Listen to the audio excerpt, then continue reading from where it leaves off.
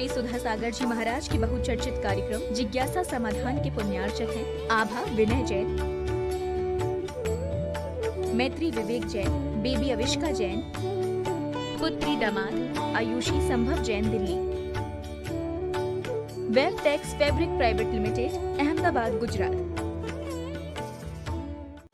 श्री भगवान की जय हो। आचार्य श्री गुरुवर कुंद कुंद महाराज की जय हो। आचार्य श्री गुरुवर विद्यासागर महाराज की जय हो। परम पूज्य इंद्रियापक मुनि श्री 108 सुधा सागर जी महाराज की जय। परम पूज्य मुनि श्री निष्कम सागर जी महाराज की जय। नमोस्तु गुरु। इस्लामपुर महाराष्ट्र से सुप्रिया हवाले इनकी जिज्ञासा है पूज्य महाराज श्री के चरणों में त्रिवार नमोस्तु। महाराज श्री मेरी जिज्ञासा है कि अर्ध पुद्गल परावर्तन का अर्थ क्या होता है, कृपया सरल भाषा में समझाने की कृपा करें। एक काल की सीमा है।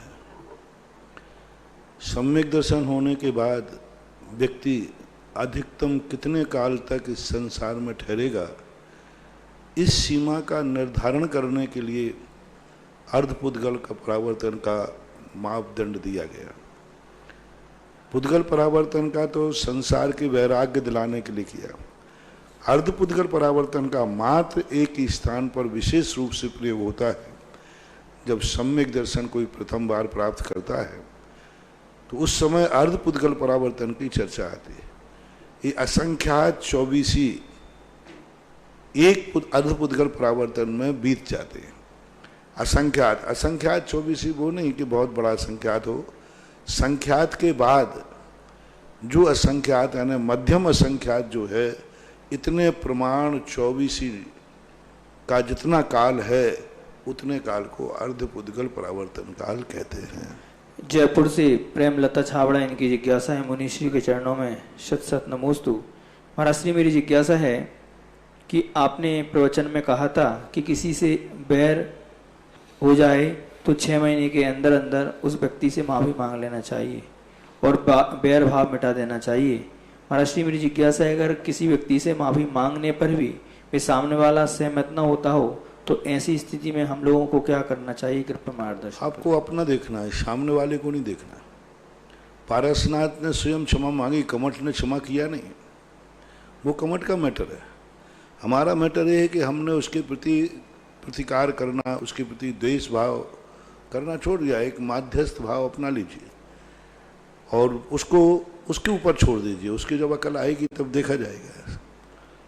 दिल्ली से प्रियंका जैन इनकी जिज्ञासा है पूज्य गुरुवर के चरणों में त्रिवार नमोस्तु।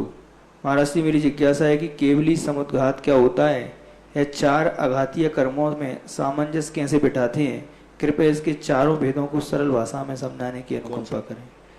केवली समुद्घात और ये चारों आघातीय कर्मों में सामंजस्य कैसे बिठाते हैं।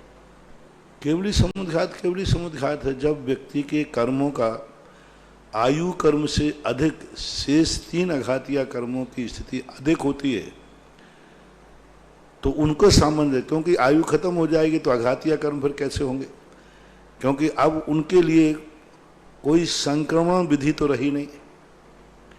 किसी भी प्रकार का और करण अब कर नहीं सकते, करण करना होना नहीं, क्योंकि अब करण करने की कोई समय ही नहीं रहा कि कोई करण करें, उनकी कांडक घात करें, क्योंकि 13वें गुण स्थान के अंतर्गत कोई कांडक घात नहीं होते। न स्थिति कांडक घात होता है, न अनुभाग कांडक घात होता है।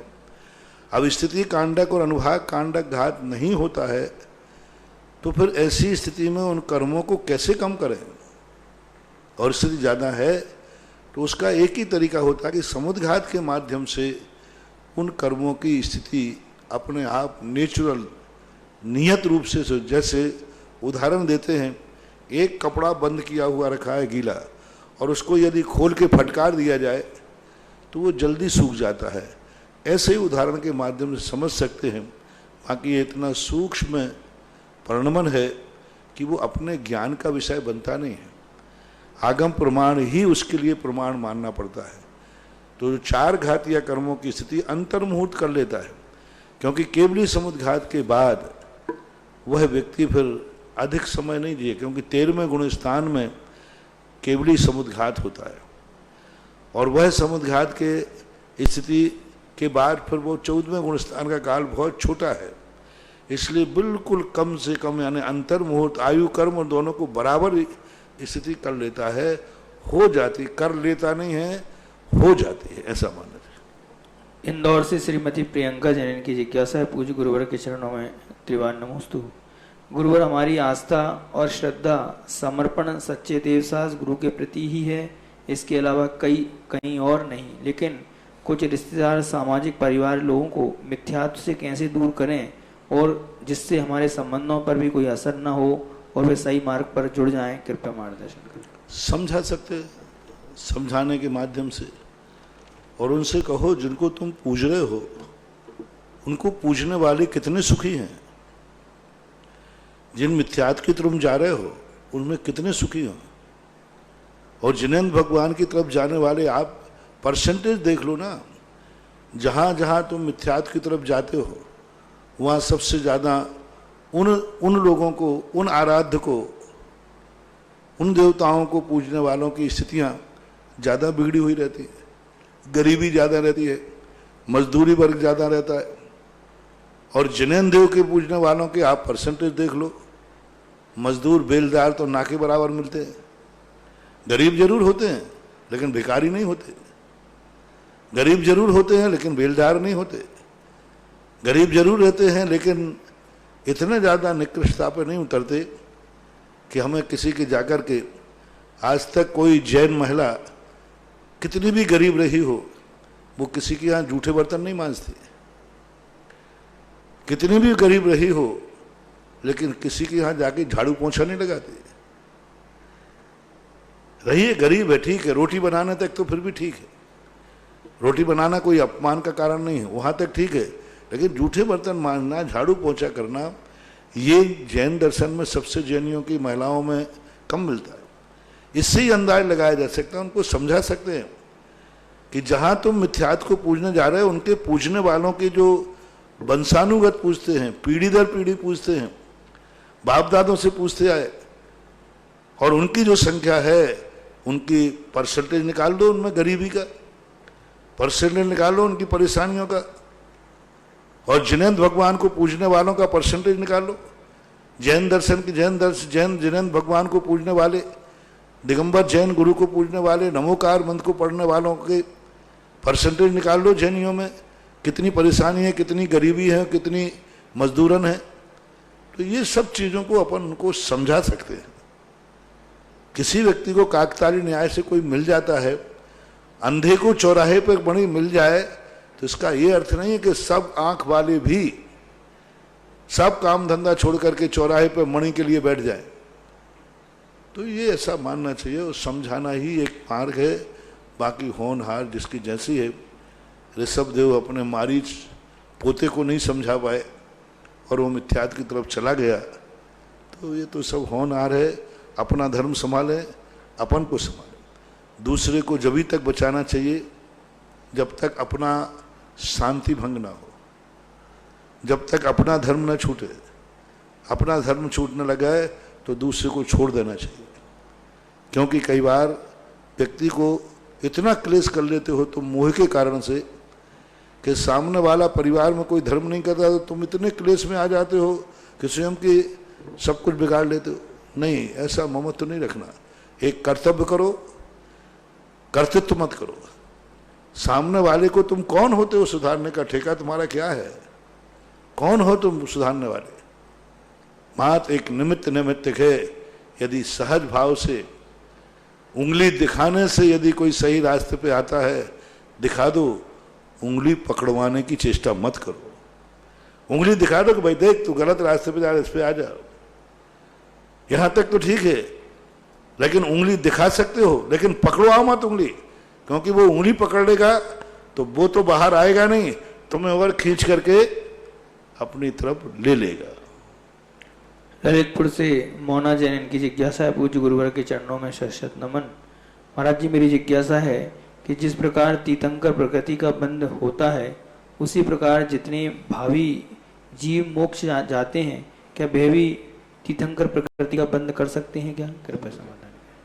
जो तीर्थंकर प्रकृति का बंध जिस प्रकार से होता है, तो इनका पूछना है कि जो जीव भावी जीव जो मोक्ष जाने वाले हैं, क्या वे भी तीर्थंकर प्रकृति का? हाँ, कर सकते, कोई बात। सर्वार सिद्धि के जीवों का निश्चित है मोक्ष जाना, और वो यहाँ जन्म लेकर के, विधेय क्षेत्र में जन्म लेकर के तीर्थंकर प्रकृति का बंध नहीं किया है। सर्वार सिद्धि से आए हैं, मोक्ष जाना निश्चित है, और यहाँ आकर के विधेय क्षेत्र में जन्म गए, तीर्थंकर प्रकृति का बंध कर लिया, दो कल्याणकों के माध्यम से तीर्थंकर प्रकृति का उदय आ गया। हो सकता है, कोई बाधा नहीं। मेरठ से राजेंद्र जैन की जिज्ञासा है, पूज्य गुरुदेव के चरणों में त्रिवार नमोस्तु। महाराज जी, मेरी जिज्ञासा है कि प्रत्येक द्रव्य स्वतंत्र है और प्रत्येक द्रव्य किसी दूसरे द्रव्य का कुछ कर नहीं सकता, उसका अपना उपादान शक्ति है। फिर गुरुदेव, जीव का पुद्गल के प्रति उपकार और पुद्गल का जीव के प्रति उपकार कैसे होता है? दोनों कथन एक दूसरे के विपरीत लगते हैं, कृपया स्पष्ट करें। दोनों कदम एक दूसरे के पूरक है। निमित्त निमित्तिक संबंध होता है, कार्य कारण संबंध होता है। कार्य में उसके लिए जो कुछ भी, लाइट जल रही है अपने उपादान से जल रही है, अपने करंट से जल रही है, लेकिन मुझे पढ़ने में तो कारण बन रही है। वो पढ़ा नहीं रही है, लेकिन पढ़ने का विरोध भी तो नहीं कर रही है। जितने निमित्त होते हैं वे सहयोग करते हैं। तो जैन दर्शन में उपादान इसलिए कि जब भी कार्य होगा उपादान में ही होगा, लेकिन निमित्त के बिना कोई कार्य होता नहीं। हेतु द्वया विस्कृत कार्य लिंगा, यानी दो हेतु कार्य हुआ है तो कार्य की जो पहचान है वो मात्र दो हेतु यानी बाह्य हेतु है। इसको निमित्त नैमित्तिक संबंध बोलते हैं। इसमें परस्पर कोई विरोधी नहीं है, दोनों ठीक है। अशोकनगर से निर्मल जैन इनकी जिज्ञासा है, पूज्य मुनिश्री के चरणों में त्रिवार नमोस्तु। महाराज श्री, मेरी जिज्ञासा है कि वेदना समुद्घात की परिभाषा क्या है? एक भैया जी ने बताया है कि वेदना समुद्घात जब किसी जीव को होता है तो उसके आत्मा के प्रदेश बाहर निकल के और जो औषधि को छूकर वापस आ जाते हैं, जिससे उनको आराम लग जाता है। तो क्या इस कथन सही है? नहीं, ये कथन बिल्कुल जैन आगम सम्मत नहीं है। आत्मा के वेदना समुद्घात के समय आत्मा के प्रदेश बाहर निकलते नहीं हैं, फैलते हैं।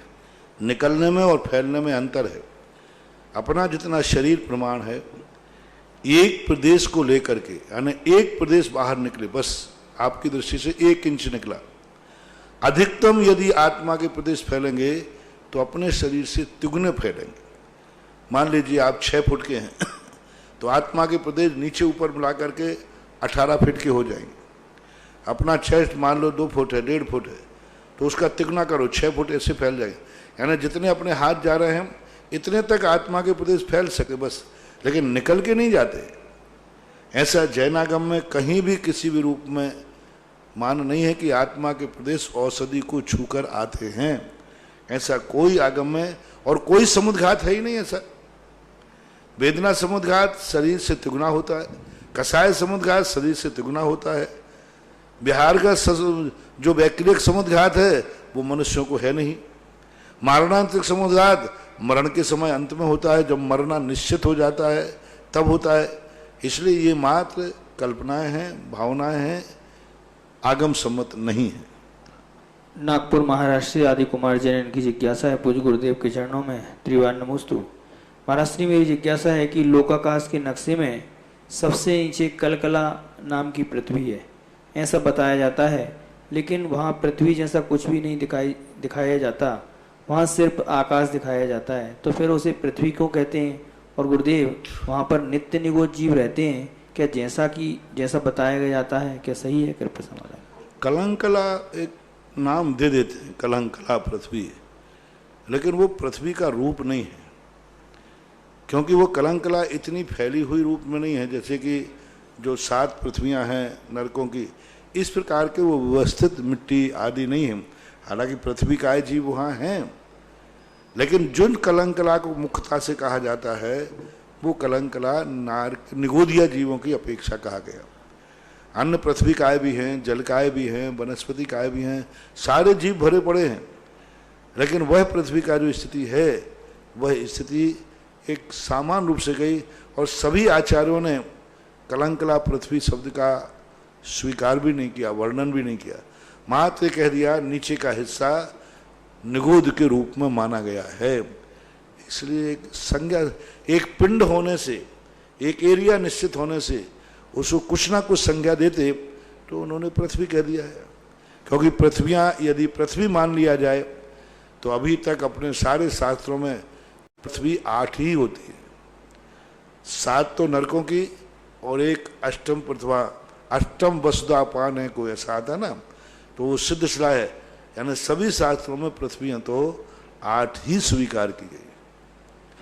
मुंबई से विजय जैन की जिज्ञासा है, पूज्य महाराज श्री के चरणों में त्रिवार नमोस्तु। महाराज श्री रामायण और महाभारत में श्री राम और श्री कृष्ण ने जो लीला के उपदेश दिए और आदर्श स्थापित किए, क्या वे शाश्वत संगत थे या सापेक्ष संगत, यानी क्या वो सर्वकाल और सर्वस्थिति संगत थे या निश्चित काल और स्थिति संगत? क्या अवतार का अवतरण पर्याय होने के नाते सापेक्ष हेतु है होता है, ना कि शाश्वत हेतु? उपदेश सदा सापेक्षी होता है। इसलिए जब भी कोई व्यक्ति बोलता है तो जैनागम ने स्यादवाद कहा, और स्यादवाद का अर्थ ही है सापेक्षवाद। यदि वैसे प्रसंग आ जाएं तो वे आज भी कार्यकारी है। भाई भाइयों में झगड़ा हो रहा है संपत्ति को बंटवारा के लिए, तो आज वही उपदेश कार्यकारी है।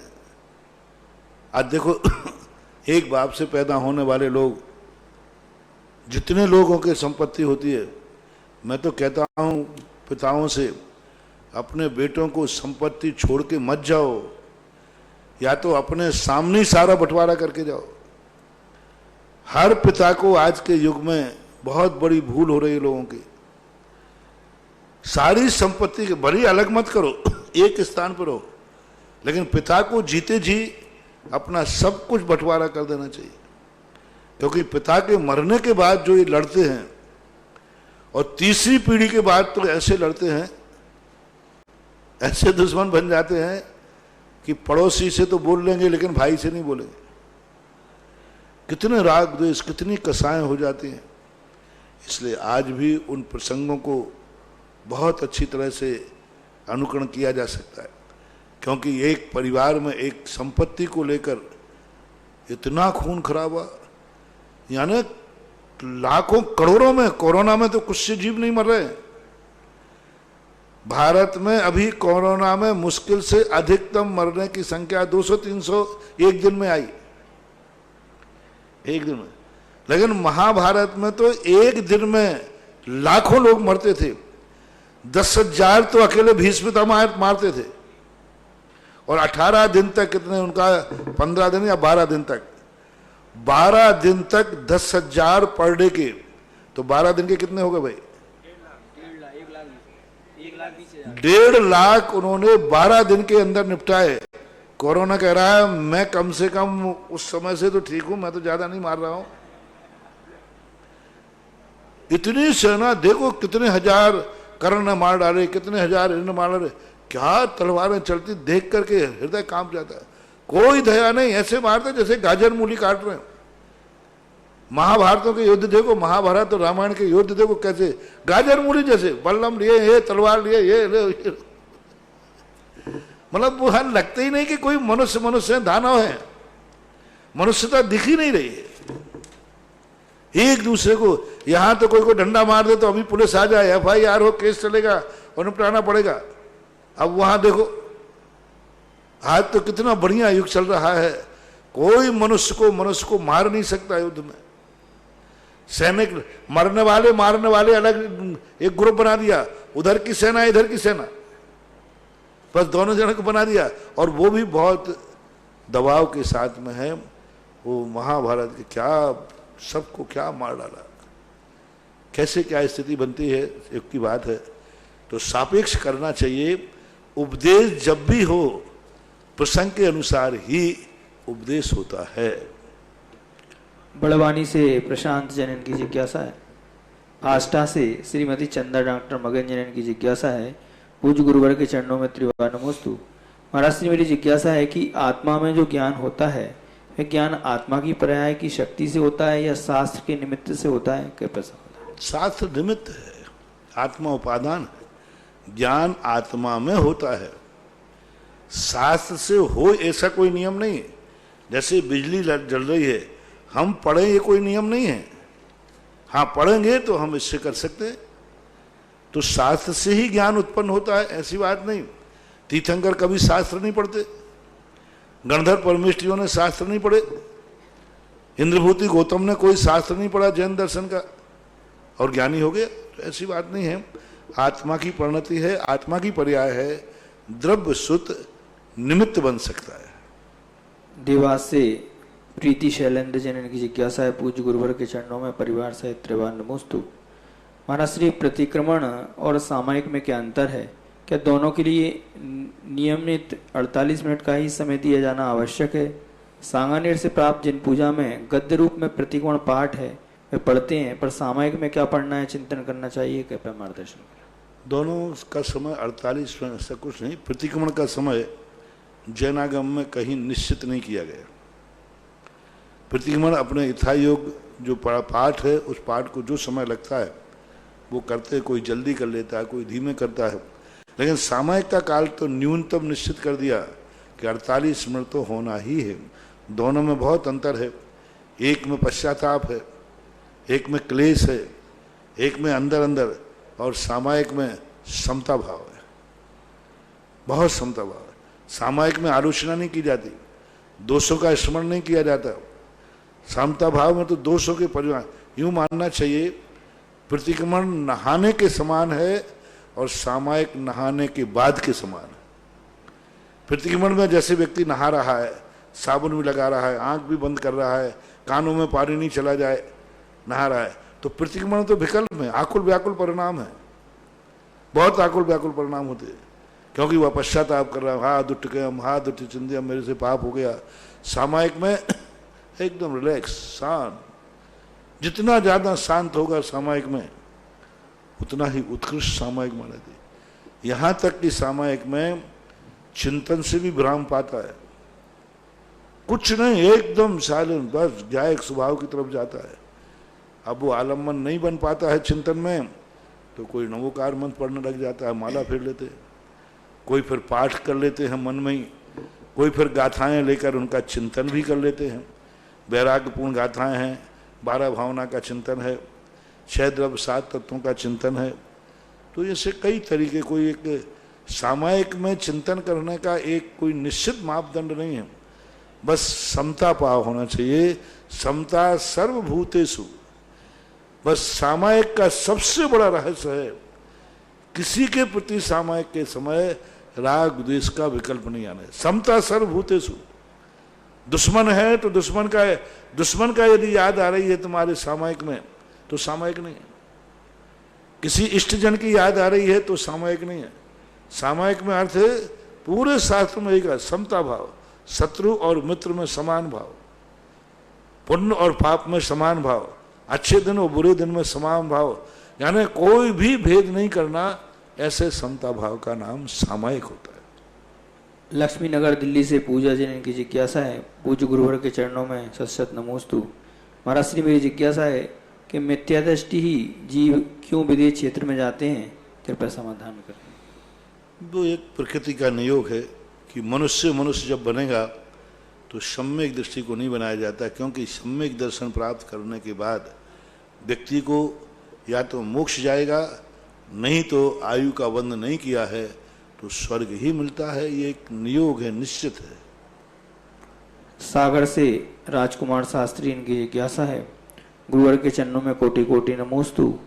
महाराज श्री, मेरी जिज्ञासा है कि मन पर्याय ज्ञान इहा मति ज्ञान पूर्वक होता है तो दो देश प्रत्यक्ष होने से सीधा आत्मा के द्वारा ही होना चाहिए, विषय स्पष्ट करने की कृपा करें। कोई भी ज्ञान है डायरेक्ट किसी वस्तु को नहीं छू सकता। कोई भी उपज ज्ञान की उपज है डायरेक्ट नहीं हो सकती। डायरेक्ट ज्ञान का मति ज्ञान भी है। सबसे पहले दर्शन जरूरी है। दर्शन के दंशन पुब्बम नानम, दर्शन पूर्वक ही कोई ज्ञान प्रकट होगा।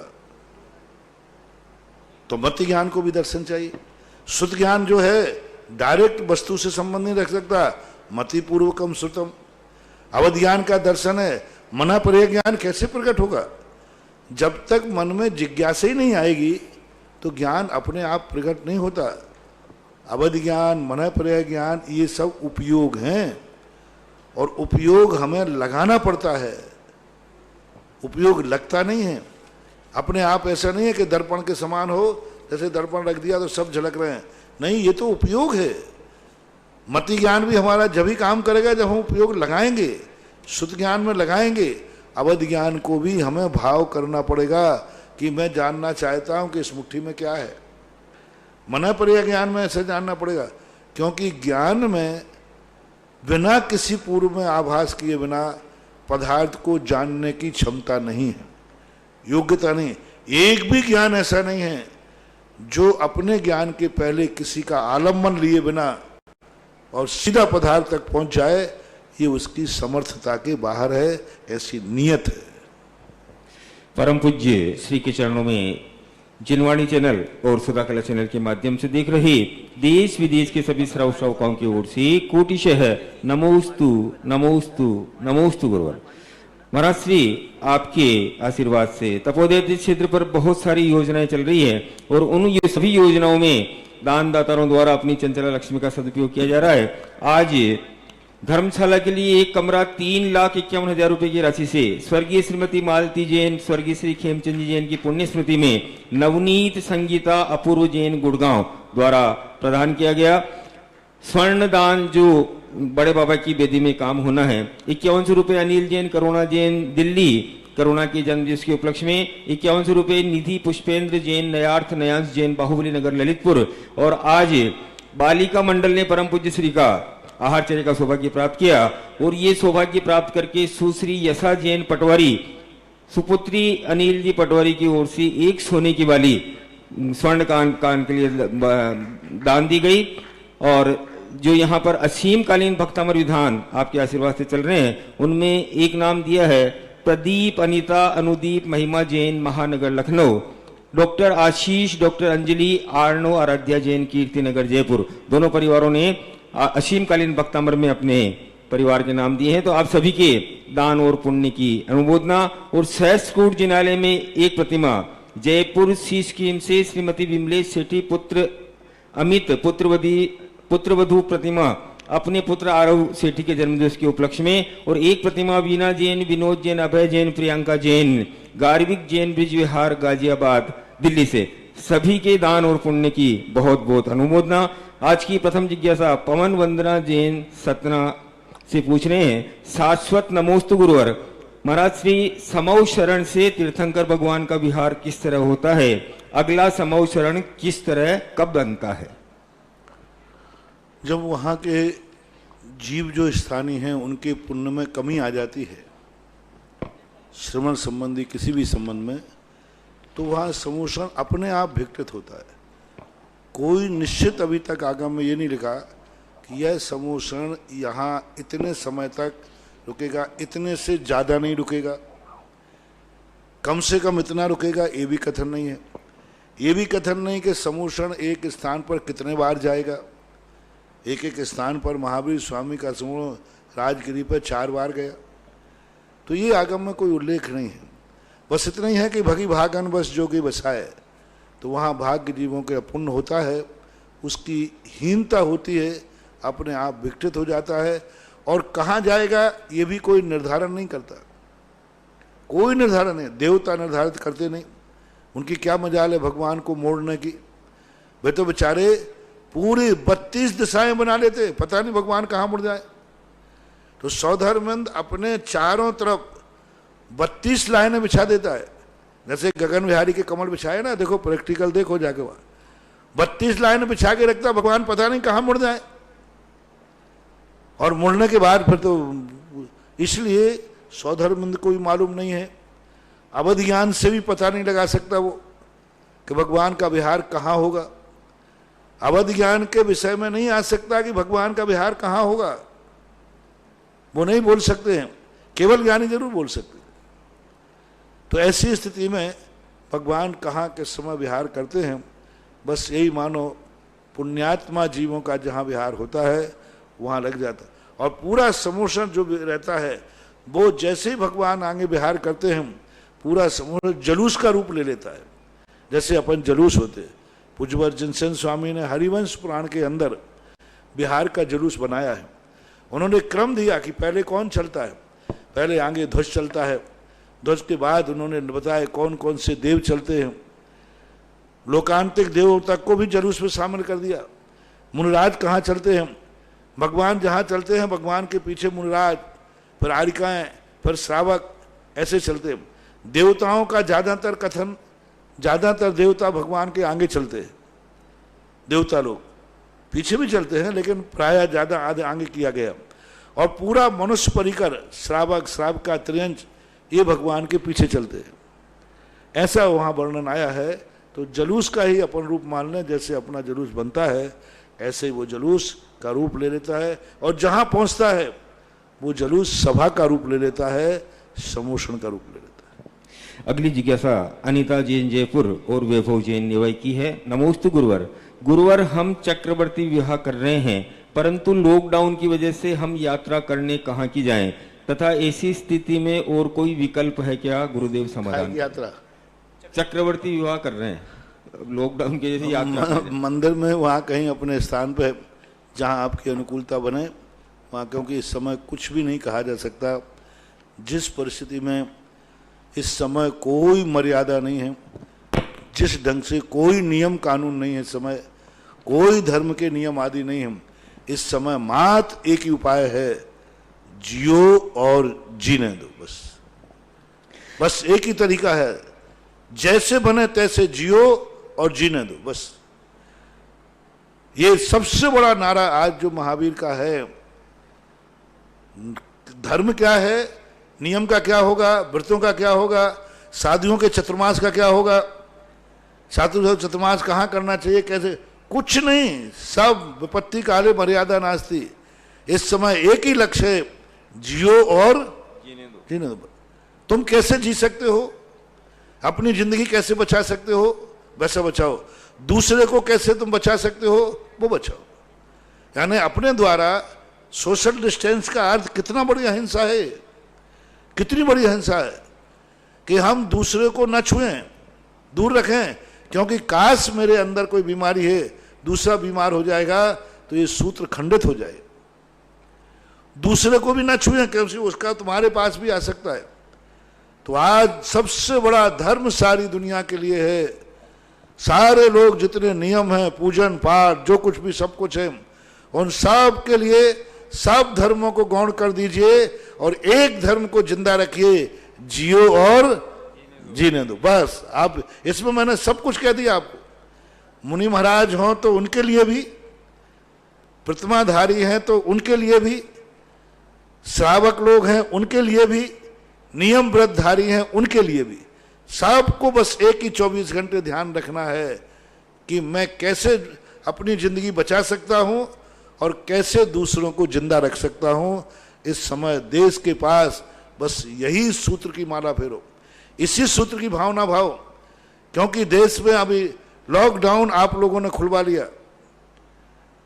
खोल दिया, जैसा भी हो, कितना बड़ा अनर्थ हो रहा है। देखो हमारा देश 5वें नंबर पर था, आज 30वें नंबर पे आ गया, और यही स्थिति रही तो कहो विश्व का सबसे बड़ा नंबर 1 पर ना आ जाए बीमारी में।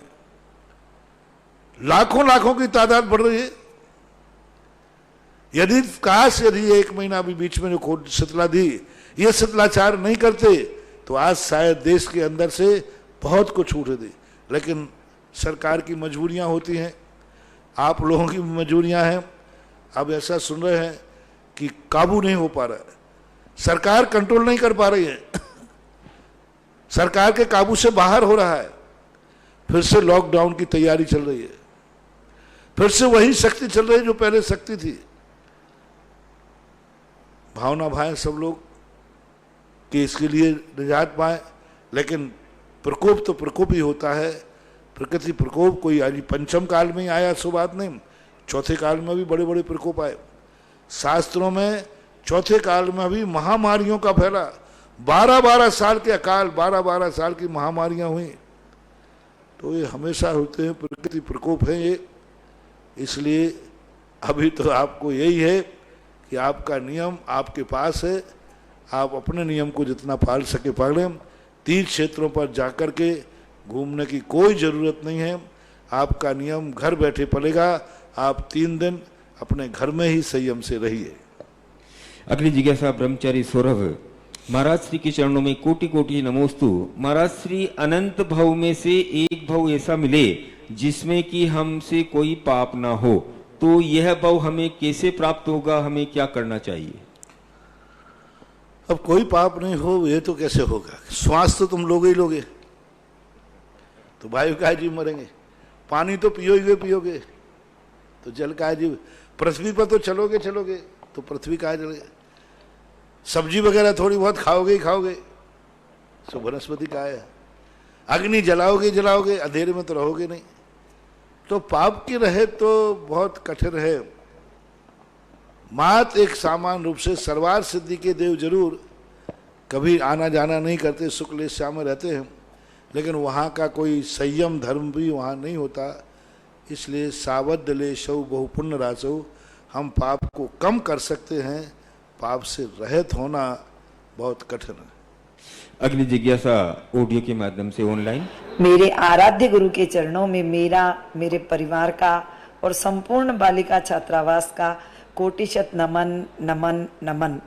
हे गुरुवर, मेरा आपसे निवेदन है कि जैसे आपने लॉकडाउन में जितने भी हमारे महापर्व आए उन सबको बड़े ठाठ से मनवा दिया और प्रत्येक घर में मंदिर न जाने के बावजूद भी मंदिर का रूप बना दिया, तो गुरुवर अब हमारे संत शिरोमणि आचार्य श्री विद्यासागर जी महामुनिराज का दीक्षा महोत्सव इस जून माह में आ रहा है, तिथि से और तारीख से।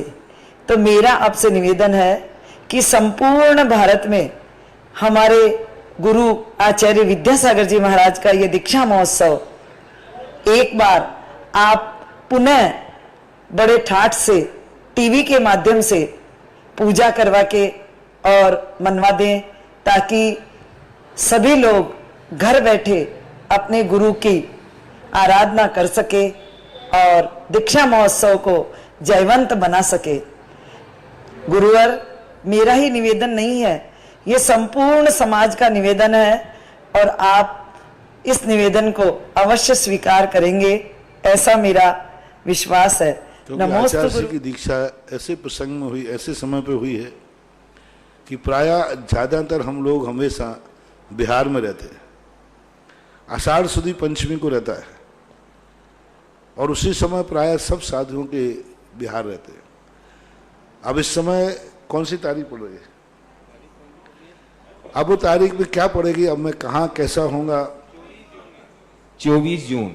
अब उस समय क्या होगा, कहाँ होगा, किस रूप में होगा, अभी सब कुछ अनिश्चित है। क्योंकि चातुर्मास का समय रहता है, बिहार की स्थितियां रहती हैं। अब किस कैसी परिस्थिति में रहते हैं, बिहार कहाँ होता है, मैं कहाँ रहूँगा उस समय, कैसे रहूँगा, क्योंकि इसको पहले से हम कोई नियत नहीं कर सकते किसी भी समय। क्योंकि साधु इस समय अपने बहुत ऊहापोह में रहता है। किसी भी क्षण, किसी भी समय साधु के मन में कोई भी विकल्प आ सकता है, क्योंकि सवाल चातुर्मास के 4 महीने का होता है। 10 महीने बैठे रहे एक स्थान पर तो उतना विकल्प नहीं होता, लेकिन 4 महीने बंद के रहना बहुत खतरनाक चीज है। खुले होके बैठे रहो कोई बात नहीं, कोई विकल्प नहीं आता, लेकिन बंद करके 4.5 महीने बैठना, क्योंकि उसमें पूर्णतः मार्शल लागू हो जाता है, तो उसके लिए सोचना पड़ता है। अभी हमारा कुछ भी नियत नहीं है, कहाँ किस रूप में कहाँ बिहार की स्थिति बनती है। देखो क्या होता है, जो होगा उस समय देखा जाएगा। अगली जिज्ञासा पुनः है ऑनलाइन के। मुनिश्री जी के पावन चरणों में कोटि कोटि नमोस्तु। ज्ञानार्णव के प्राणायाम अधिकार की गाथा 55 और 56 में इस प्रकार आया है कि योगी को 4 मंडलों के निमित्त से ध्यान की सिद्धि होती है। वे पूर्या मंडल इस प्रकार हैं: पार्थिव मंडल, वारुण मंडल, वायवीय मंडल और आग्नेय मंडल। इन मंडलों का यहाँ पर कुछ विशेष स्पष्टीकरण न होने की वजह से यह विषय समझने में क्लिष्ट जा रहा है। अतः मुनिश्री जी इसके विषय में थोड़ा सा खुलासा करें और हमें समझाएं। नमस्कार। मंडलों का अर्थ होता है अपनी विकृतियों को एक धारणा के रूप में उन्होंने प्रस्तुत किया। अग्नि धारणा, वायु धारणा, जल धारणा, तो इस प्रकार के इन मंडलों को उस समय स्थापित मन में करना, भावना में करना, जैसे कर्मों को नष्ट करना है, शरीर को नष्ट करना है, तो एक कल्पना की जाती है। जैसे आप पूजा में होता है तो धूप जलाते हैं, तो अब कर्म क्या ऐसे ही जलते होंगे? क्या ये कर्म अपने ऐसे ही जलते होंगे कि पहले अग्नि की सिगड़ी रखी जाती होगी, फिर उठा के कर्मों को उसमें झोंका जाता होगा, झोंक दिया जाता और फिर धुआं निकलता होगा? कि ऐसे ही होता होगा? अष्टकर्म ध्यानाय धूपम निरुपामति स्वा, ये प्रतीक कहलाते हैं। ना तो कर्मों का कोई धुआं निकलता है और ना कभी अग्नि के काय में डाले जाते हैं, कुछ नहीं होता, वो तो एक ध्यान है, ध्यानाग्नि। तो ये शब्दों का रूप जब दिया जाता है तो कोई ना कोई प्रतीक बनाया जाता है। ये धारणाओं का जो रूप बनाया पूज्यवर शुभचंद्र महाराज ने, ये हमारे लिए एक प्रतीक है। ये ध्यान करने के लिए एक अभ्यास है। ये ध्यान शुक्ल ध्यान नहीं है। ये शुक्ल ध्यान को पहुंचने के लिए हम कैसे अपना शुभ चिंतन करें? तो इस प्रकार के अग्नि, वायु, धारणा आदि के माध्यम से कहीं मंडल का रूप दे देते हैं, कहीं धारणा का रूप दे देते हैं, कर्मों को कैसे जलाएं। पर तुम तो ये समझो जैसे अष्टकर्म को जलाने के लिए प्रतीक में धूप आई, ज्ञान को प्राप्त करने के लिए दीपक। कोई ज्ञान ऐसा दीपक जैसा प्रकाश थोड़ी है कि अंधेरे को दूर करता हो, कोई जगमगाता हो ज्ञान, ऐसा नहीं। ज्ञान जैसे दीपक प्रकाश देता है, ऐसा ज्ञान कोई प्रकाश नहीं देता है। बस ज्ञान का अंधकार क्या है? जो वस्तु हमें जानने में नहीं आ रही थी वह जानने में आ जाती है। तो ये प्रतीकात्मक इनको मानना चाहिए और कोई ऐसा कोई विशेष इनका स्थान नहीं होता। अग्नि एक मिनट, कुछ लोगों ने कहा कि 2 त्रस पर्याय का काल कितना है? तो कल परसों 2000 सागर मानना हो सकता है, बोलते समय फ्लो में सागर सब छूट गया हो, 2000 वर्ष कह दिया हो, तो 2000 वर्ष तो बहुत छोटे से होते। त्रस पर्याय का अर्थ 2000 सागर वर्ष ही लेना चाहिए। शब्द छूट सकता है उसमें। राजवार्ते को धवला के अंदर ऐसा आप उल्लेख अपने बता दिया था। दूसरा प्रश्न आया था कि 63 प्रकृतियों के संबंध में लोगों को विकल्प हुआ। 63 प्रकृतियां हमने स्पष्ट कहा था कि अरहंत भगवान जो हैं 60 प्रकृतियों का ही क्षय करते हैं, 60 का ही क्षय होता है, 3 आयुओं का क्षय नहीं होता है, क्योंकि 3 आयु बंधी ही नहीं तो क्षय क्या करेंगे? मनुष्य आयु बनती है, 3 आयु तो बंद होता ही नहीं है। लेकिन फिर भी कहने में आता है ऐसा, कर्मन की 63 प्रकृति नाश। मैंने स्पष्ट कहा था, कहने में आ रहा है। पुरुषार्थ तो उन्होंने मास 60 प्रकृतियों किया है, 3 प्रकृतियों का क्षय में फिर क्यों लिया? तो ऐसा घटित कर लेना, 3 कर्म आयु बंद की उन्होंने योग्यता नष्ट कर दी। यानी 3 आयु कर्म की जो व्यक्ति में योग्यता थी, उस योग्यता को ही नष्ट कर दिया। अब कभी नरक आयु बंद नहीं होगी, त्रियंच आयु बंद नहीं होगी, अब मनुष्य आयु बंद नहीं, देव आयु बंद नहीं होगी। तो इस प्रकार की वो 3 आयुओं को उपचार से वहाँ गर्भित किया गया है। 13 प्रकृतियाँ जो उसमें आती हैं कि 13 प्रकृतियाँ जो नामकरण की होती हैं, उसमें ये मानना चाहिए कि जैसे गत्यानुपूर्वी है, नरक गति है, त्रियंच गति है, नरक गत्यानुपूर्वी, त्रियंच गत्यानुपूर्वी, 4 इंद्रिय, 1 इंद्रिय, 2 इंद्रिय, 4 इंद्रिय, और नामकरण में सूक्ष्म, उद्योत, स्थावर, आतप और साधारण, ये 13 प्रकृति बराबर ठीक है। इन 13 प्रकृतियों का वो क्षय करते हैं, तो ऐसा मानना चाहिए 63 के संबंध में। दूसरा आता है गणधर परमेष्ठियों को। प्रश्न के संबंध में यहाँ सब लोग चूक करते हैं। लोग क्या अर्थ लगा रहे हैं यहाँ पर कि 4 रिद्धियां जन को होती हैं, वो ही गणधर परमेष्ठी बनते हैं इन रिद्धियों के साथ में, और ये 4 अनिवार्य हैं। ऐसा नहीं, धवला पुस्तक 9, धवला और त्रिलोक प्रणति के अंदर ये विषय दिया है, ऐसा नहीं है। उनको तो 8 रिद्धियां, पहला निर्णय करो आप कि गणधर परमेष्ठी को मूल रूप से जो 8 रिद्धियां हैं, उत्तर रूप से जो 63 रिद्धियां हैं, केवल ज्ञान को छोड़ करके सारी रिद्धियां उनको प्राप्त होती है। पहला निर्णय। अब सारी रिद्धियां जब प्राप्त होती ही हैं तो फिर 4 रिद्धियां अनिवार्य क्यों कर रहे हैं? वहां ये प्रसंग नहीं है। धवलाकार ने प्रश्न उठाया वहां, यही तो लोग समझने में भूल कर रहे हैं कि 4 रिद्धियां अनिवार्य रूप से हैं। नहीं, ये नहीं है अनिवार्य। अनिवार्य तो उनकी 63 रिद्धियां हैं। मूल रूप से 8 रिद्धियां उनको होना ही चाहिए, अनिवार्य हैं। 4 उन्होंने ये कहा, हम कैसे समझे कि गणधर परमेष्ठी को रिद्धियां हैं? क्योंकि वो सदा समोषण में रहते हैं, सदा समोषण से बाहर कभी आते ही नहीं। तो हम कैसे समझे कि उनको रिद्धियां हैं? तो फिर वहां पूज्यवर वीरसेन स्वामी ने इसमें किया कि देखो, उनके पास रिद्धि इसलिए है क्योंकि वे द्वादशांग की रचना करते हैं। यदि रिद्धि नहीं होगी तो भगवान के लिए, भगवान ने जो अर्थ रूप दिया है उसको पद रूप, उसको श्लोक रूप, उसको रचना रूप कैसे करेंगे? यानी कोष्ठ बुद्धि, पादानुसारणी बुद्धि, संभिन्न सूत्र बुद्धि और बीज बुद्धि, ये 4 रिद्धियों के बिना भगवान की वाणी को सुनकर के द्वादशांग रूप नहीं कर सकते।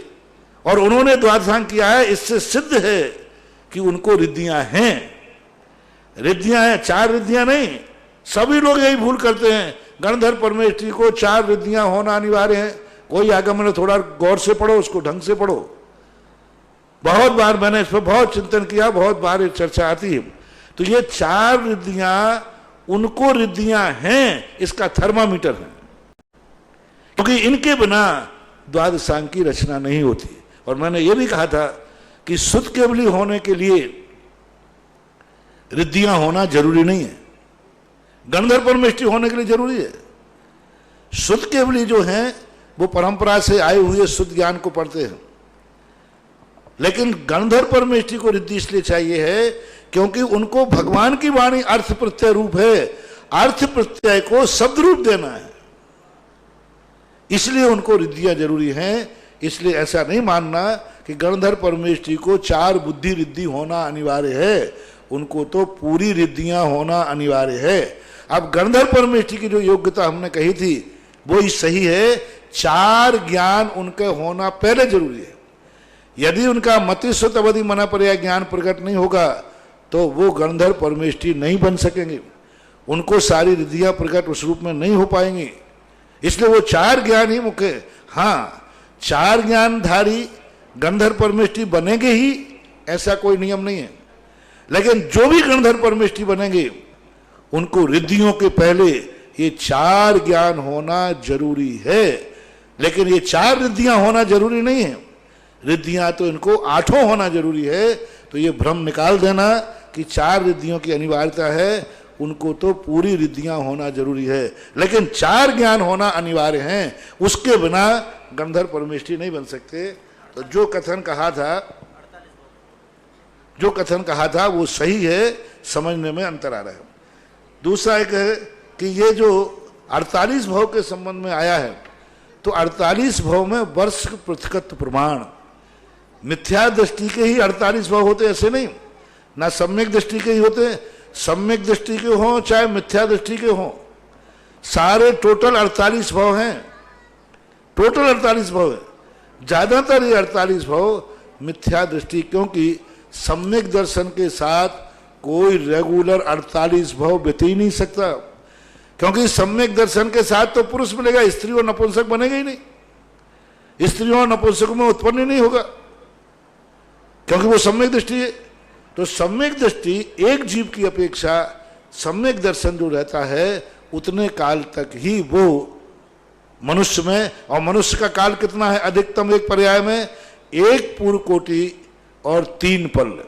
1 पूर्व कोटि यहाँ का है, 3 पल उत्कृष्ट भोग भूमि का, इतना ही मनुष्य गति में सम्यक दर्शन का काल है, इससे ज्यादा काल है ही नहीं। इसलिए यहाँ पर चाहे सम्यक दृष्टि का भाव हो एक, यदि एक भाव उसने सम्यक दृष्टि में निकाला है मनुष्य, जैसे मान लो यहाँ सम्यक दृष्टि है, एक पूर्व और भोग भूमि गया वहां भी सम्यक दर्शन है, तो उसके ये 2 भाव कम हो गए पुरुष में से, ये 2 भाव मनुष्यों के पुरुष में से कम हो गए। शेष अब 46 भाव हैं, वो मिथ्या दृष्टि के साथ निकाल सकता है। और सम्यक दृष्टि को भी 2000 वर्ष ही मिल, 2000 सागर, पर वो 2000 निकल गया फलों में, 2000 सागर वर्ष सम्यक दृष्टि को भी यदि सम्यक दर्शन उसने प्राप्त कर लिया है तो बाद में यदि वो मोक्ष नहीं गया तो सम्यक दृष्टि मिथ्यात गुणस्थान में जाएगा और निगोद चला जाएगा। सम्यक दर्शन प्राप्त करने के बाद भी कई जीव 2000 सागर वर्ष में मोक्ष नहीं जा पाते हैं, वे मिथ्यात गुणस्थान में जाकर निगोद में चले जाते हैं, निगोद में चले जाते हैं। तो चाहे सम्यक दृष्टि हो चाहे मिथ्या दृष्टि हो, 2000 सागर वर्ष से ज्यादा काल मिलेगा नहीं, या तो मोक्ष जाओ या निगोद जाओ। दूसरा काल, अब इनके अंदर जो 48 भव हैं, जो वर्ष पृथकत्व शब्द का अर्थ 3 प्रकार का दिया जाता है।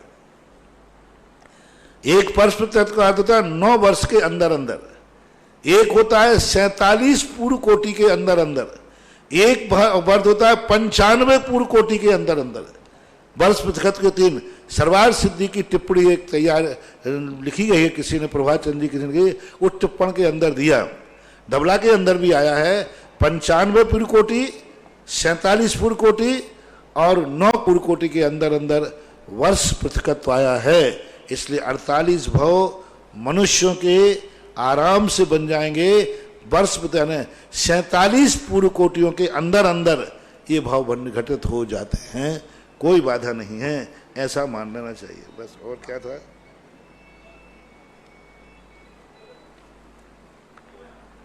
बस ठीक है, आगे की। विरोधय तीर्थ क्षेत्र कमेटी की ओर से परम पूज्य श्री के चरणों में नमोस्तु। गुरुवार हमारी भावना है आगामी चातुर्मास विरोधय क्षेत्र पर होवे। इसी भावना के साथ विरोधय क्षेत्र यहाँ से 250 किलोमीटर दूर है। नमोस्तु गुरुवार। अगली जिज्ञासा है अक्षत धनोप्या बिजोरिया। हे करुणा सागर गुरुदेव, त्रिबार नमोस्तु नमोस्तु नमोस्तु। गुरुवार मोक्ष मार्ग पर जब बच्चे बढ़ना चाहते हैं तो अक्सर उनके माता पिता रोकते हैं, टोकते हैं, आगे बढ़ने नहीं देते। एक बार ध्यान रखना, चतुर्मास का कोई भी व्यक्ति इस बार चतुर्मास में उस भरोसे नहीं रहना महाराज जी आएंगे तो क्षेत्र का विकास हो जाएगा, पैसा आएगा। हाँ, नहीं तो दिवाली बाद का महाराज जी हम तो धोखे में रहे। हमने तो पहले चतुर्मास में सुना था कि आप पहुंचते हो तो खूब प्रधान बढ़ जाता है, इस बार तो दिवाली में कुछ आया ही नहीं। इसलिए सोच समझ के कराना चतुर्मास। हाँ, कुछ मिलने जुलने वाला नहीं है, नहीं तो तुम कहने में चूकने में भी देर नहीं करोगे। महाराज हमने तो गलत नंबर डायल कर लिया है, 2020 के चतुर्मास में हमें तो आए तो कुछ हुई नहीं। हाँ, इस बार का चतुर्मास तो सेवा का चतुर्मास है, बस। इस बार का चतुर्मास तो जियो और जीने दो का चतुर्मास है। इसलिए कमेटी वालों, श्रीफल समाधि में सोचना, विचार करना। बिजोलिया वाले भी सोच लो। 2019 का था ये, 19 का था, 20 का आराम है। अभी कौन सा हुआ था? 19 का। हाँ, तो 19 के चतुर्मास में भी तुम्हारी पोवारा रही है। हाँ, नहीं तो कमेटी वाले बाद में सोचे 19 के 19 एक चतुर्मास में इतना, तो 2020 में कितना। हाँ, तो ध्यान रखना, ये उम्मीद मत करना इस चतुर्मास में, नहीं तो तुम कहो हमें तो कुछ मिला ही नहीं, मिले माए। हाँ, इस बार कुछ देना देना नहीं। हमको तो गुरुदेव चाहिए, महाराज श्री आप चाहिए। आप पूरी कमेटी में सोच लो, पहले विचार कर लो, नहीं तो समाज कह देती है। ऐसी बात नहीं है, महाराज हमने तो बहुत उम्मीद की थी, वो तो उम्मीद शायद पूरी हुई नहीं। हाँ ठीक है, चलो आगे। राजेंद्र जी गोधा जयपुर, जो कि इस क्षेत्र के ट्रस्टी भी है महाराज श्री, उनका भी अभी फोन आया है। वो उनकी भी भावना है कि महाराज श्री से निवेदन किया जाए, अभी जो परिस्थिति चल रही है और आगे आने वाले समय में बहुत जल्दी वापस लॉकडाउन होने वाला है, तो महाराज श्री से राजेंद्र जी गोदा और तीर्थ क्षेत्र कमेटी के सभी पदाधिकारी भी आपके चरणों में नमोस्तु करते हुए विनती कर रहे हैं, महाराज श्री अब इस समय को और इस स्थिति को देखते हुए आप यहीं विराजें और आगे, अभी क्योंकि स्थिति बहुत खराब है और आने वाली। राजेंद्र जी गोदा का अभी हाल फोन आया महाराज जी, उन्होंने बताया। अभी मैं देख रहा हूँ, इतना ऐसा नहीं साधु हूं, कोरोना से डरूंगा भी नहीं। हाँ, अभी मैं तेल देख रहा हूं, तेल की धार देख रहा हूं। तेल तो खूब देखा, तेल की धार तो देखने दो पहले में। अगली जिज्ञासा अक्षत धनोपिया बिजोलियां। हे करुणा सागर गुरुदेव त्रिबार नमोस्तु। मोक्ष मार्ग पर जब बच्चे बढ़ना चाहते हैं तो अक्सर उनके माता पिता रोकते हैं, टोकते हैं, आगे बढ़ने नहीं देते। मोह के वशीभूत होकर वो जो पाप कमाते हैं, तो इसका क्या दोष है? और इस कारण से दुखी भी होते हैं और रोते हैं, तो गुरुदेव बच्चों का भी दोष है यहाँ, और बच्चे इन परिस्थितियों में उनको कैसे ऐसा संभालें? कोई बात नहीं है। वो धर्म की निंदा नहीं करते, धर्म को गलत नहीं कहते, मोह के कारण से उनका परिणाम जागता है। महापुराण के अंदर, हरिवंश पुराण के अंदर जब तीर्थंकर दीक्षा लेते हैं, उनके माता पिता को भी रोना आ जाता है, माता पिता को रोना आ जाता है, और स्वधर्म इनको समझाना पड़ता है। स्वधर्म उनको संबोधन करता है, तीर्थंकर संबोधन करते हैं अपने माँ बाप को, माता पिता को। महावीर स्वामी की माता को महावीर स्वामी ने संबोधन किया, स्वधर्म ने संबोधन किया। तो ये राग की परिणति, मोह की परिणति कहलाती है। लेकिन ये मिथ्यात्व का दोष इसमें नहीं आएगा, क्योंकि वो धर्म को बुरा नहीं कह रहे। उनसे पूछो क्या मैं गलत मार्ग पे जा रहा हूं, तो क्या कहेंगे? नहीं, गलत मार्ग तो नहीं है। क्या ये मार्ग गलत है? तो अंदर से बोलेंगे, माता पिता ही बोलेंगे नहीं, गलत मार्ग तो नहीं, मार्ग तो सही है, लेकिन मैं तेरे बिना कैसे रहूंगा या रहूंगी। तो ये जो मोह परिणाम जागता है, कभी कभी अच्छे लोगों की दो कारण भी होते हैं। अच्छे लोगों की संगति का जब अभाव होता है तो रोना आ जाता है। वो रोना अधर्म नहीं है, मिथ्यात्व नहीं है। अभी तुम यही देख लो ना, साधु जब विहार करता है तो फिर आप लोगों को दुख क्यों होता है? क्या आप लोगों को दुख करना चाहिए? क्या मैं गलत मार्ग पर जा रहा हूं? क्या मैं गलत करने जा रहा हूं? आप क्यों रोते हो, क्यों दुख मनाते हो? मैं कहीं जा रहा हूं, कोई गलत कार्य के लिए जा रहा हूं, प्रभावना के लिए जा रहा हूं, दूसरों का कल्याण करने जा रहा हूं। फिर भी मैं पूछता, भैया क्यों आप लोग दुख मना रहे हो हमारे जाने से? मैं कोई गलत करने नहीं जा रहा हूं, दूसरे क्षेत्र पे जा रहा हूं, वहां के जीवों का कल्याण करना है। वो क्षेत्र का तुम कहते महाराज वो सब सही है लेकिन अच्छी वस्तु के अभाव होने पर खेद होता है, दुख होता है। इसलिए इसको मिथ्यात्व में नहीं लेना, अधर्म में नहीं लेना। एक मोह की परिणति है, होती आई है, होती रहेगी। अनिल पटवारी बिजोलिया की ओर से जिज्ञासा। पूज्य गुरुवर के चरणों में त्रिबार नमोस्तु। महाराज, श्री साक्षात समौ शरण में विराजमान अरिहंत भगवान के दर्शन से निधत्ति निकाचित कर्म नष्ट नहीं होते हैं, जहां ज्यादा विशुद्धि बढ़ने के चांस हैं, और वही निधत्त निकाचित कर्म जिन बिंब दर्शन से नष्ट हो जाते हैं, इसका क्या कारण है? विशुद्धि के अंदर निधत्त निकाचित कर्म को क्षय करने के लिए एक समर्पण विशुद्धि चाहिए। व्यक्ति एक सामने साक्षात भगवान बैठे हैं, उनको भगवान कहना, और एक पाषाण के भगवान में भगवान मानना, यहाँ श्रद्धा की अभिव्यक्ति ज़्यादा है, यहाँ विश्वास का सवाल है। इसलिए एक नियोग है, उस क्वालिटी की विशुद्धि जिन बिंब के सामने ही आती है, ऐसा समझना चाहिए। अगली जिज्ञासा ऑडियो के माध्यम से भाव, क्रिया एवं अर्थ गांधीर्य के धनी परम पूज्य गुरुवर्य के चरणों में सुरेंद्र भारती परिवार का त्रिवार नमोस्तु।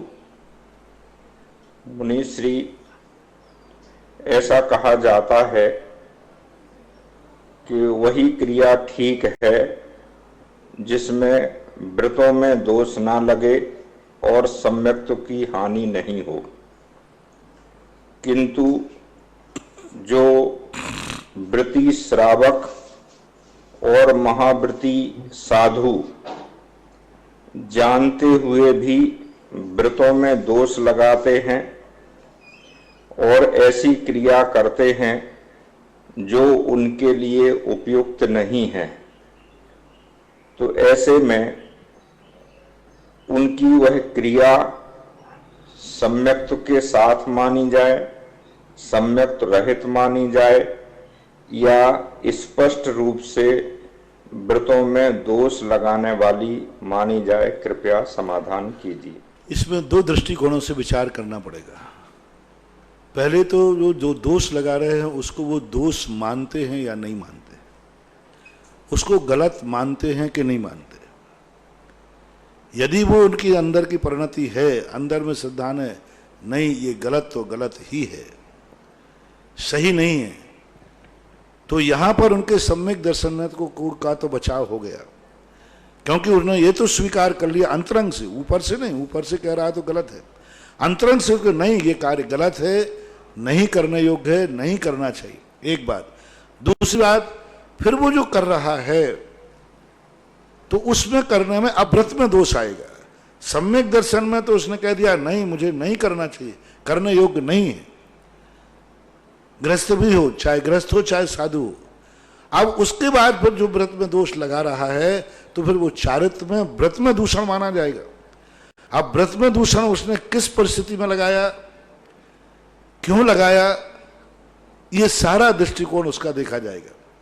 कई बार धर्म रक्षार्थ व्रतों में दोष लगाए जाते हैं, छोड़ा भी जाता है, जैसे समंतभद्र आदि महाराज उन्हें छोड़े धर्म की रक्षा के लिए।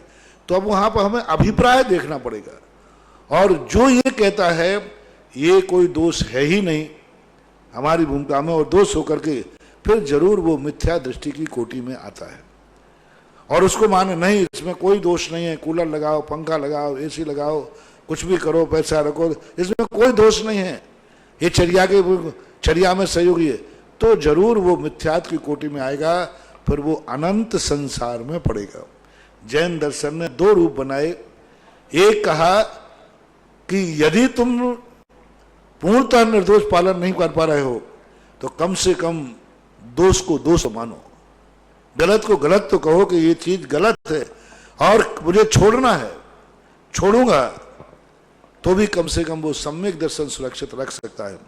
अब व्रतों में जितने उसके परिणामों के ऊपर, जितने उसके भावों के ऊपर रहेगा, उस परसेंटेज में दोष लगते हैं। उन्हीं दोषों का यदि दोष नहीं लगते तो फिर प्रायश्चित तप में क्यों कहा जाता? आचार्य परमेष्ठी के मूल तपों में प्रायश्चित क्यों आया? इसलिए आया कि दोष लगते हैं तो प्रायश्चित का प्रावधान होता है। और फिर आगे जाकर के इसीलिए पुलाक, बकुस, कुशील आदि की जो कल्पनाएं की गई इसलिए की गई, लेकिन बस शर्त एक है सबसे पहले कि दोष को दोष तो मानना ही चाहिए, और फिर उसके बाद यदि आप दोष लगा रहे हैं तो आपके बराबर व्रतों में दोष माना जाएगा, अतिचार भी माना जाएगा, अनाचार भी माना जाएगा।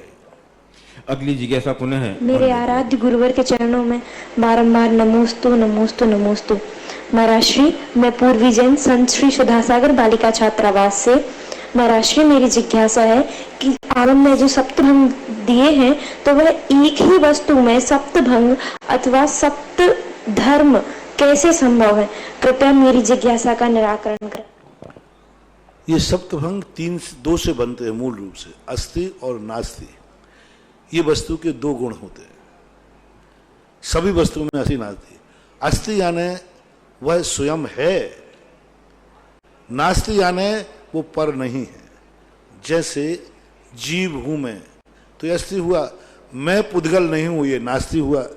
अब दोनों एक समय में हैं, जिस समय जीव जीव है उसी समय वो पुद्गल नहीं है, लेकिन दोनों को एक साथ कहो, हैं और नहीं को, दोनों को एक शब्द बताओ जिसमें है भी अर्थ निकल जाए और नहीं भी निकल जाए, ऐसा कोई शब्द नहीं है।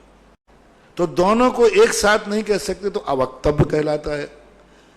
एक व्यक्ति जैसे मान लो गृहस्थ है, वो पिता है और बेटा भी है। अब लेकिन दोनों एक की अपेक्षा दोनों घटाओ, एक व्यक्ति की अपेक्षा, एक व्यक्ति बेटा है और पिता है, दो की अपेक्षा हो सकता है कि नहीं?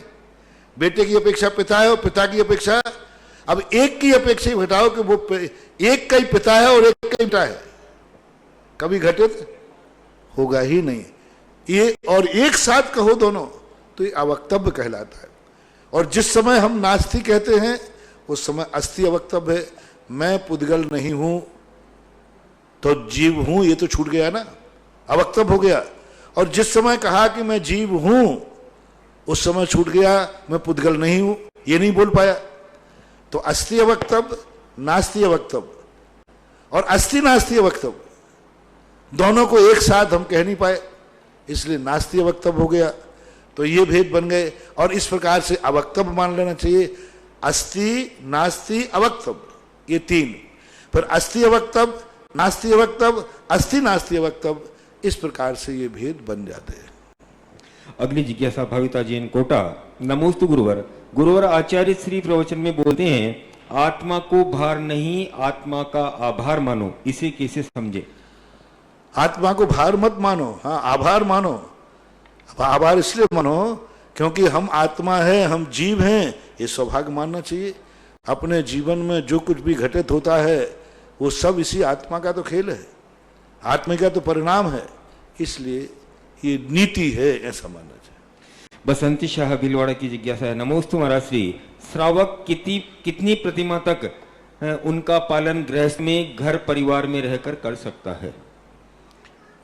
घर परिवार में सामान्यतः 7 प्रतिमा तक तो कोई सब व्यापार धंधा सब कर सकता है। 6 प्रतिमाधारी तक तो गृहस्थ में व्यक्ति लेकर के 8 वर्ष अंतर मुहूर्त में भी ले लेवे तो भी वो गृहस्थी चला सकता है, शादी विवाह कर सकता है, अपना परिवार आदि पालन कर सकता है, संतान आदि की वृद्धि कर सकता है, क्योंकि 6वीं प्रतिमाधारी तक कोई बाधा नहीं। 2 प्रतिमाधारी लेने वाले को तो कोई बाधा है ही नहीं, वो तो सब कैसे भी प्रकार का खेती भी करे, बाड़ी भी करे, सब करे, सब कर सकते। 7वीं प्रतिमाधारी लेने वाला व्यक्ति संयम से रहना पड़ेगा, क्योंकि 7वीं प्रतिमा ब्रह्मचर्य प्रतिमा है। और 8वीं प्रतिमा के बाद घर में रह सकता है, लेकिन उसको आरंभ, परिग्रह, व्यापार, धंधा सब छोड़ना पड़ेगा। 7वीं प्रतिमाधारा व्यापार धंधा नहीं छोड़ा, मास संयम लिया है, व्यापार करेगा, खेती बाड़ी सब करेगा, लेकिन 8वीं प्रतिमाधारी पर आरंभ का त्याग कर देगा और मूल रूप से सही शुद्ध रूप से पालना चाहे तो वो रोटी पानी भी अपने लिए नहीं बनाएगा 8वीं, क्योंकि रोटी बनाना आरंभ है, कूटा फाटे नहीं करेगा, झाड़ू बुहारी नहीं करेगा, क्योंकि ये 5 सुनना है, ये आराम है। ओखली, झाड़ू, बाल्टी और क्या होता है 5 शून्य कहलाते हैं, चक्की पीसने वाली, ये 5 सुना नहीं करेगा, अपने हाथ से आटा नहीं पिसवाएगा ना पिसवाएगा, यदि निर्दोष पालना है। लेकिन सामान्य रूप से यदि कोई आटा आदि दे देता है तो परिस्थिति में रह करके कुचित कदाचित वो अपने लिए बना भी सकता है, लेकिन परिस्थिति में कह दिया मैंने, बहुत परिस्थिति में। और ऐसा करके 10वीं प्रतिमाधारी तक वह घर में रह सकता है, लेकिन 10वीं प्रतिमा के समय 9वीं 10वीं वाला निमंत्रण से घर में भोजन करेगा, रहेगा घर में, लेकिन घर के सदस्य उसको भोजन का कह देंगे तो भोजन कर लेगा, और कोई नहीं कहेगा तो भोजन नहीं करेगा निमंत्रण से। यानी 10 प्रतिमा तक रहने की स्थिति बताई जाती है।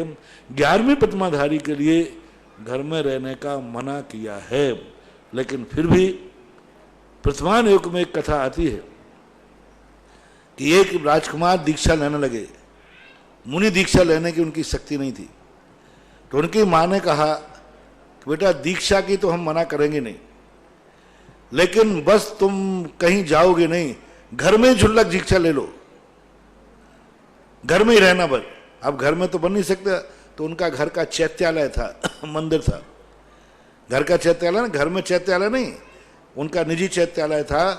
उसी चैत्यालय में उन्होंने स्वच्छ दीक्षा लेकर के अपने घर के चैत्यालय में रह करके उन्होंने क्षुल्लक व्रतों का पालन किया, और बराबर उनको पड़गान करके या जिस ढंग से आहारचर्या होती थी वो की। ऐसा एक अपवाद वर्तमान युग में मिलता है। वस्तुतः पूज्यवर समंतभद्र महाराज ने तो यही कहा है कि 11वां प्रतिमाधारी मुनि वन में प्रवेश करे।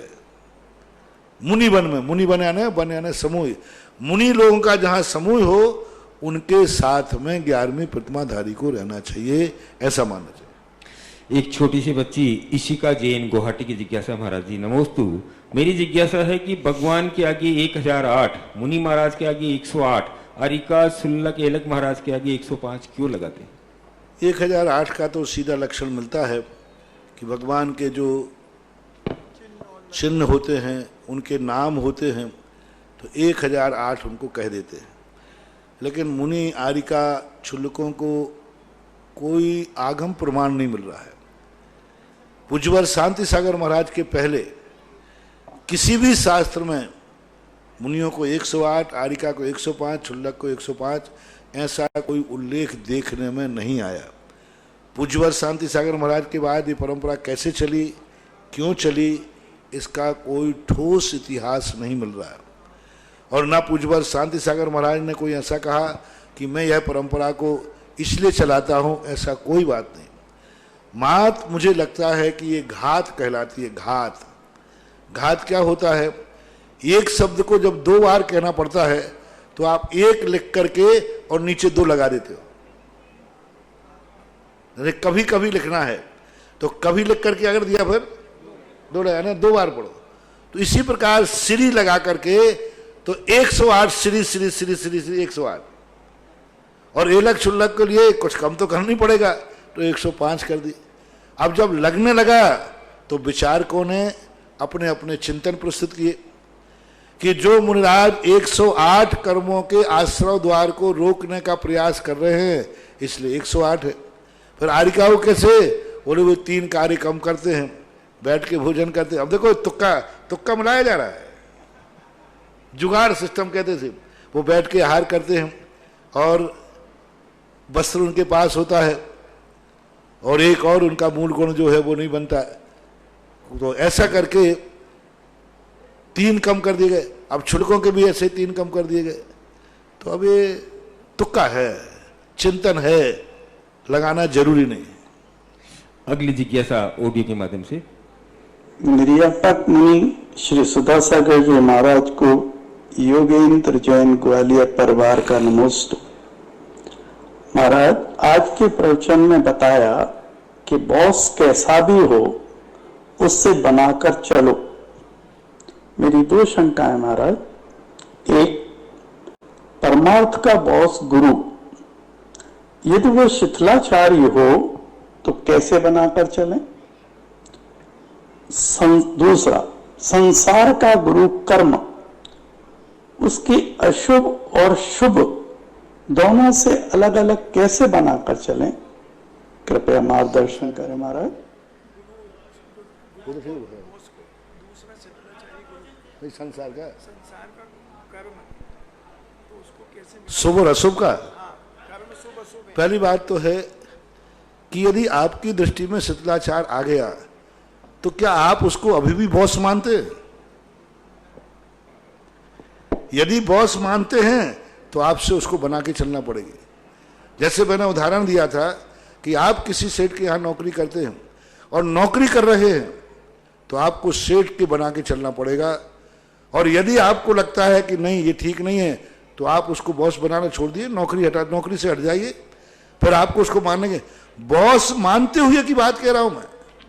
यदि नौकरी भी कर रहे हो और सेठ से भी बिगाड़ रहे हो, जल में भी रह रहे हो और मगर से बैर कर रहे हो, हाँ यदि आपको जल में नहीं जाना तो मगर को पत्थर मारा ना, क्या बात होगी? फिर मगर के लिए कोई मतलब नहीं। तो वहां मैंने कहा बॉस, क्या अभी भी आप उसको गुरु मानते हैं? यदि आप गुरु मानते हैं तो आपको बना के चलना ही पड़ेगा। बस आपके पास एक उपाय है कि उसको बॉस मानना छोड़ दो, उसके यहाँ की नौकरी छोड़ दो, उसकी अधीनता छोड़ दो, उसको गुरु मानना छोड़ दो, फिर आपको कोई दोष नहीं है। लेकिन आप गुरु भी मानोगे, मालिक भी मानोगे, इस अपेक्षा से वहां हमने स्पष्ट खोला भी था स्पष्ट कि यदि आप छोड़ सकते हो लेकिन आपको यदि वही नौकरी करना है तो फिर तो आपको उनको मना के चलना ही पड़ेगा। राजा के राज्य में रहना है तो आपको राजा का मानना ही पड़ेगा, नहीं तो आप राज छोड़ दीजिए, दूसरे राज्य में चले जाइए, फिर आपको वो राजा ही नहीं रहा, आपका बॉस ही नहीं रहा। ऐसा लेना चाहिए। गृहस्थों में शुभ और अशुभ की जो कल्पना है, कम से कम गृहस्थ को उपयोग शुभ रखना चाहिए। योग में कुछ कचाचित गृहस्थिक कार्य करते समय अशुभ परिणति बनती है। तो योग अशुभ हो जाएगा तो भली पाप का बंध होगा, अशुभ कर्मों का बंध होगा, लेकिन सम्यक दर्शन का नाश नहीं होगा। लेकिन अभिप्राय ही बदल दिया तो फिर गलत है। जैसे गलती कर रहा है, जैसे अभी मैंने कहा था, तो इसका अशुभ योग है, लेकिन स्वीकार कर रहा है कि ये गलती है तो इसका शुभ उपयोग है। गलती करते हुए स्वीकार करना है तो शुभ योग है। गृहस्थ को सबसे पहले कहा गया कम से कम उपयोग तो शुभ रखो, गलती को गलती तो मानो, फिर करना पड़ती है उसका पश्चाताप है, उसको अपने अंदर से मजबूर भाव से करना चाहिए। ऐसा आज की जिज्ञासा समाधान का समय यही समाप्त होता है। परम पूज्य निर्यापक समन मुनि पुंगव श्री सुधासागर जी महाराज की जय। वाणी की ज्ञान